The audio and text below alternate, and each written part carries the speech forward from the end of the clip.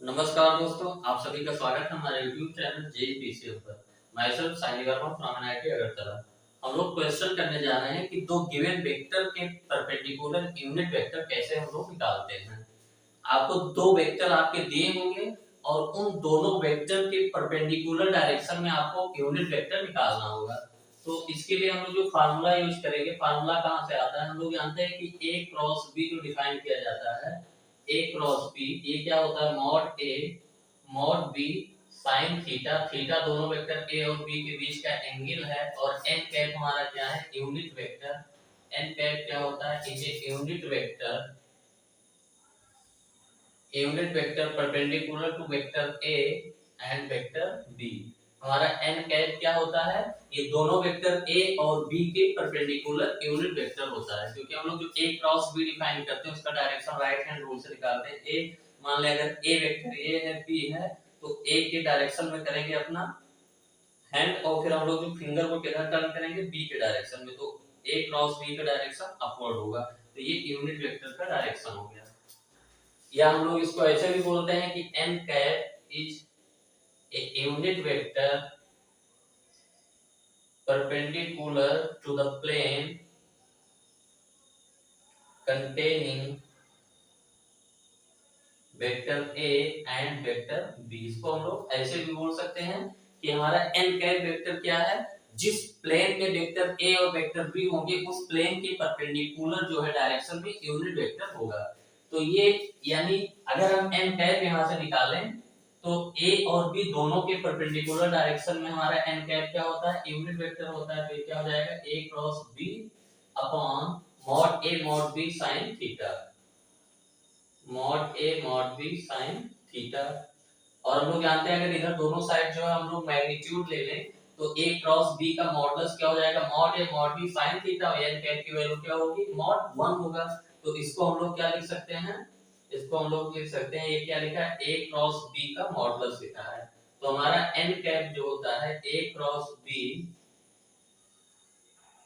Upon modulus of a cross b, ये हमारा unit vector हो गया जो a और b दोनों वेक्टर के परपेंडिकुलर डायरेक्शन में है।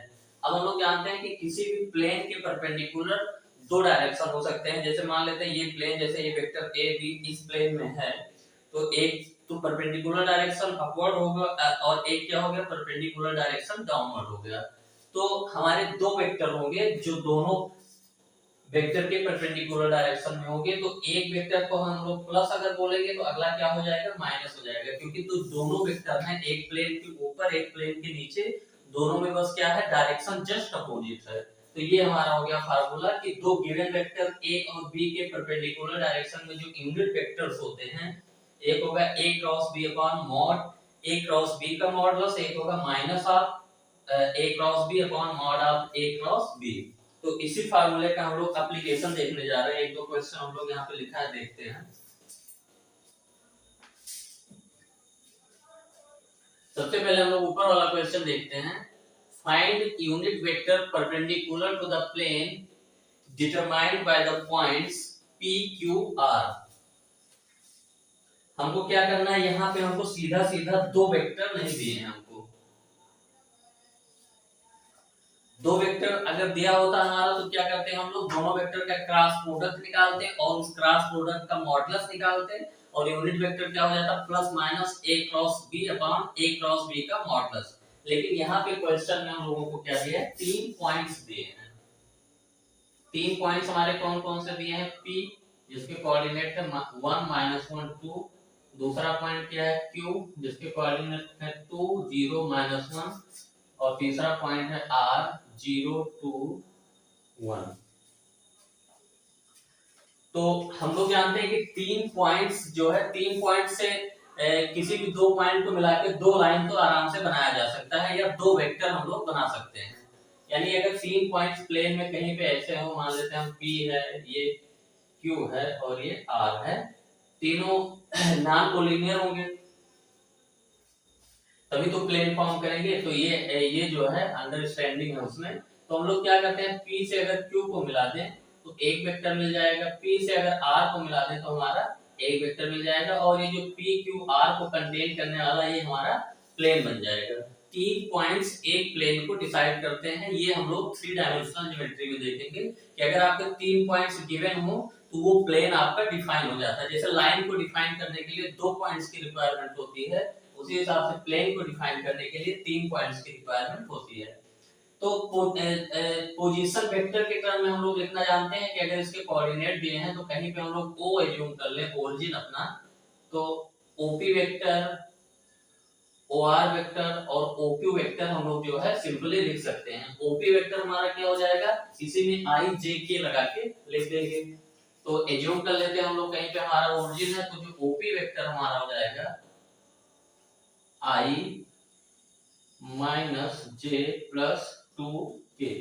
आई जे के क्या रहते हैं, कोफिशिएंट रहते हैं। ओपी वेक्टर हो गया हमारा। ओक्यू वेक्टर हमारा क्या हो जाएगा, 2i plus 0j minus k। OP OQ हमको केवल दो लाइन पर एक हम लोग जो है PQ फाइंड कर लेंगे, एक PR। तो अभी हम लोग OR भी लिख लेते हैं। OR हमारा हो जाएगा 0i plus 2j plus k। ये हमने क्या लिख दिया, सारे जो तीनों पॉइंट्स हैं उनके पोजीशन वेक्टर को हमने लिख दिया। अब हमको इन तीनों पॉइंट से हमको क्या चाहिए, दो वेक्टर फॉर्म करने हैं तीनों पॉइंट से। तो किसी भी तीनों में से कॉम्बिनेशन लेके, जैसे हम लोग PQ PR यहाँ पे ले रहे हैं, तो PQ वेक्टर हम लोग निकालना चाहते हैं। PQ वेक्टर हम लोग निकालना चाहते हैं, तो PQ वेक्टर क्या होगा, हम लोग जानते हैं कि अगर किसी भी एंड पॉइंट्स के जो है हमारे पोजीशन वेक्टर गिवन हो तो हम कोई वेक्टर फॉर्म कैसे करते हैं, OQ माइनस OP। OQ हमारा क्या है, 2i प्लस 0j, 0j का मतलब कि j वाला टर्म 0 हो गया, माइनस OP हमारा हो गया i minus j plus 2k। 2i से यहाँ हम लोग i घटाएंगे तो i हो जाएगा और ये माइनस माइनस जाके प्लस हो जाएगा। तो हमारा क्या मिल गया, i प्लस j और ये माइनस k है और ये माइनस 2k मिलके क्या हो जाएगा, माइनस 3k। ये हमारा एक वेक्टर मिल गया PQ। अब हमको क्या करना है, एक वेक्टर और निकालना है, तो अगला वेक्टर हम लोग ले लेते हैं PR। तो PR वेक्टर हमारा हो जाएगा OR माइनस OP। OR हमारा क्या है, 0i plus 2j plus k। तो i वाला टर्म 0 है तो 2j प्लस k इसको हम लोग लिख लेते हैं, माइनस OP हमारा है i minus j plus 2k equal to क्या हो जाएगा, 2i से आई गया i और ये माइनस माइनस प्लस j हो गया और प्लस के माइनस 2k मिलके क्या हो गया, माइनस k। ये हमारा आ गया PQ और PR। अब हम लोग निकालना चाहते हैं कि PQ और PR वेक्टर के डायरेक्शन में यूनिट वेक्टर। तो हम लोग लिखेंगे यूनिट वेक्टर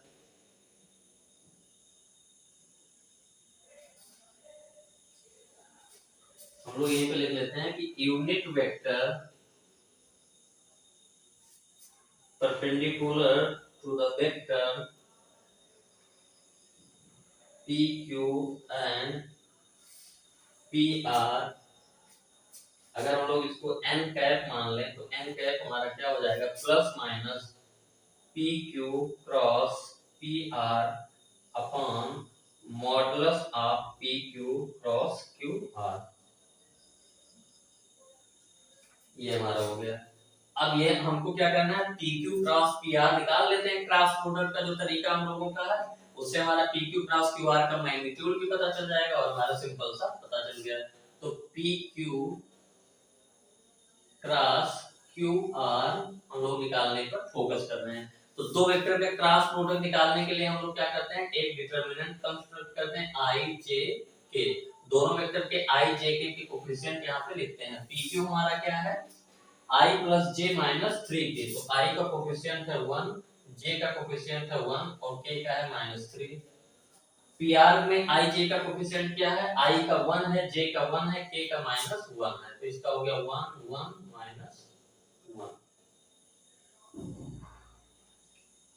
फिर हम लोग क्या करते हैं, डिटरमिनेंट को ओपन करते हैं। तो i इंटू ये जिस रो कॉलम में होता है ये खत्म हो जाता है, ये 1 इंटू माइनस 1 यानी minus 1 minus three into one, तो -3 हो जाएगा।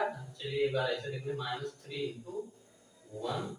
अगला टर्म माइनस होता है, -j। अब ये और ये खत्म, 1 इंटू -1, 1 इंटू -1, ये और ये हमारा खत्म है j के लिए, तो 1 इंटू -1, -1 इंटू -3, और अगला टर्म हमारा होगा प्लस k।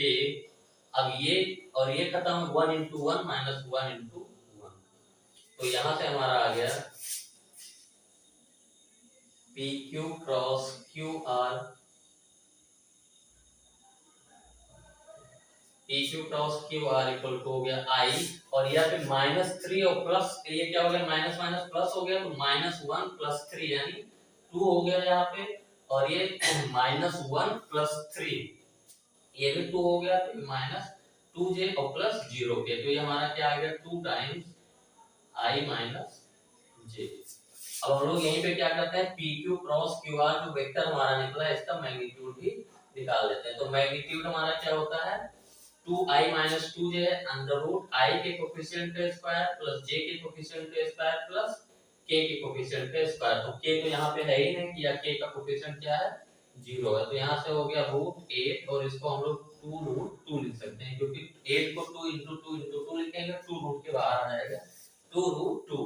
तो n कैप हमारा सिंपली जो हमको चाहिए, ये हमारा क्या आ गया, plus minus 2 times i minus j, यानी P Q cross P R की वैल्यू जो हमारी ये आई है upon modulus of P Q cross Q are, तो ये हो गया 2 2 कैंसिल हो गया, ये plus minus i minus j by root 2।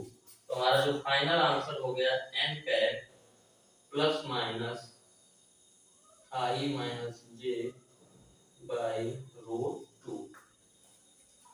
तो ये हम लोगों ने जो है क्या किया, दो वेक्टर के जो है परपेंडिकुलर डायरेक्शन में यूनिट वेक्टर हम लोगों ने फाइंड किया। तो यहाँ पे दो वेक्टर आपको सिंपली गिवन ना होके 3 पॉइंट दिए थे, तीनों पॉइंट के कोऑर्डिनेट पता थे, तो तीनों पॉइंट के कोऑर्डिनेट की हेल्प से हम लोगों ने क्या किया, दो वेक्टर फॉर्म कर लिया पोजीशन वेक्टर से, उसके बाद में अपना फार्मूला वही लगा दिया। अब नेक्स्ट क्वेश्चन हम लोग देखते हैं, जो इसके नीचे लिखा है,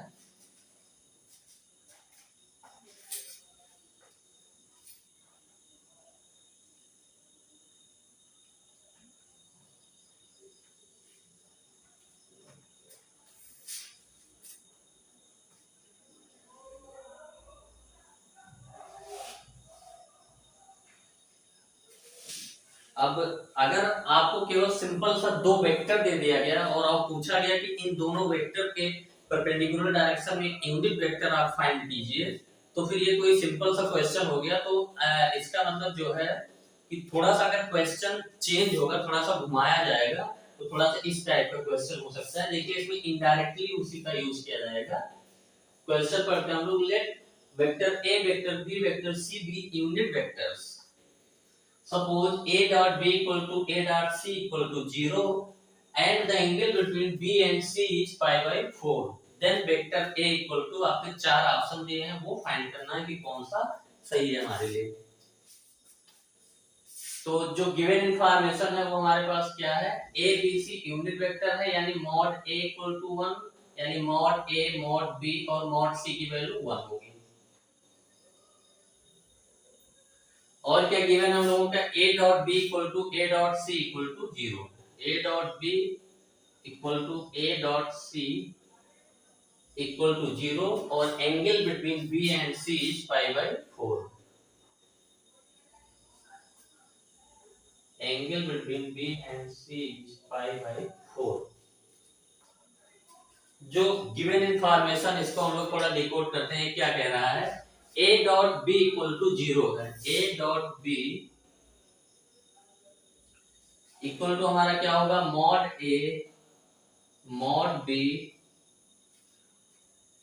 मॉड b cos थीटा, और इसकी वैल्यू क्या है, 0 है। Mod a cos theta equal to 0। Mod a ना तो 0 है ना मॉड b 0 है, तो cos थीटा यहाँ से क्या होना चाहिए, 0 होना चाहिए। तो cos थीटा इक्वल टू 0 होगा, क्योंकि हम लोग क्या कहेंगे कि मॉड a जो है ये भी 0 नहीं है, मॉड b भी 0 नहीं है। तो ये पूरा एक्सप्रेशन हमारा कब जीरो हो सकता है, जब cos थीटा की वैल्यू जीरो हो, cos थीटा की वैल्यू जीरो, थीटा हमारा क्या होना चाहिए π/2, यानी a जो है और b के बीच का कोण क्या है π/2 है, a और b के बीच का एंगल π/2 है। इसका मतलब यहाँ से हम लोग क्या लिखेंगे कि a perpendicular to b, vector a हमारा क्या है, वेक्टर b के परपेंडिकुलर है। दूसरा हमारा दिया है a dot c equal to 0, तो यहां से हम लोग सिंपली सेम कंक्लूजन निकालेंगे कि a परपेंडिकुलर टू c, क्योंकि फिर लिखेंगे a dot c mod a mod b mod a mod c cos theta, और मॉड a मॉड c तो 0 है नहीं, इसलिए cos थीटा की वैल्यू 0 होगी, यानी थीटा क्या होगा, यानी a और c के बीच का कोण क्या होगा 90 डिग्री, यानी a परपेंडिकुलर टू c। अब दो इंफॉर्मेशन हम लोगों को यहाँ से डिकोड हो गया कि a हमारा जो है परपेंडिकुलर टू b है और a हमारा परपेंडिकुलर टू c है, यानी जो हमारा a वेक्टर है वो b के भी परपेंडिकुलर है और c के भी परपेंडिकुलर है। हमको चाहिए क्या, हमको वेक्टर a चाहिए, यानी हमको वेक्टर a चाहिए। इसका मतलब ये हुआ कि हम लोग वेक्टर b और वेक्टर c दोनों के परपेंडिकुलर डायरेक्शन में एक वेक्टर निकालना चाहते हैं। वेक्टर b और वेक्टर c दोनों के डायरेक्शन में, सॉरी दोनों के परपेंडिकुलर डायरेक्शन में एक वेक्टर निकालना चाहते हैं। तो हम लोग इसको क्या लिखेंगे, हम लोगों के पास क्या इंफॉर्मेशन है कि यूनिट वेक्टर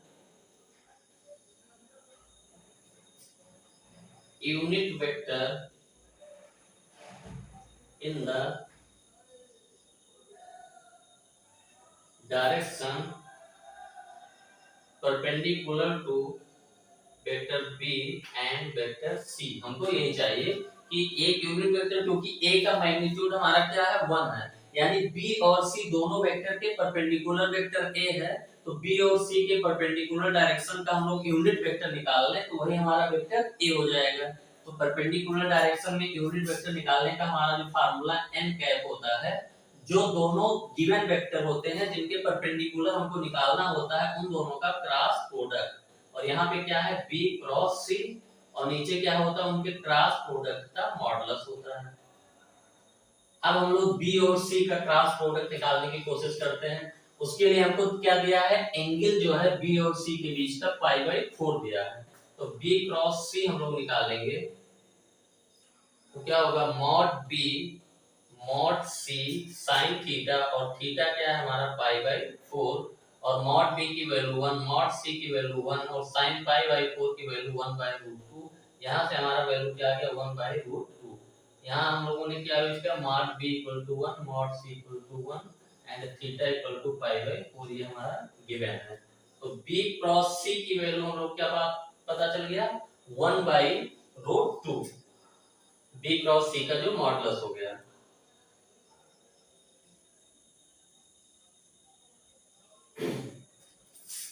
तो इसमें हम लोग आगे बढ़ते हैं n कैप, ये n कैप हमारा क्या है, ये वेक्टर a ही है, ये हो गया plus minus b cross c, plus minus b cross c। b cross c को हमको निकालने की जरूरत नहीं है क्योंकि वेक्टर a हमारा b क्रॉस c के टर्म में लिखा है। मॉड b क्रॉस c ये क्या है 1/√2, √2 ऊपर चला आ गया, ये क्या हो गया plus minus √2 vector b cross vector c, ये हमारा क्या आ गया वेक्टर a। तो इसमें थोड़ा सा इनडायरेक्टली ये कॉन्सेप्ट का यूज है, हमारा ऑप्शन कौन सा सही है, बी।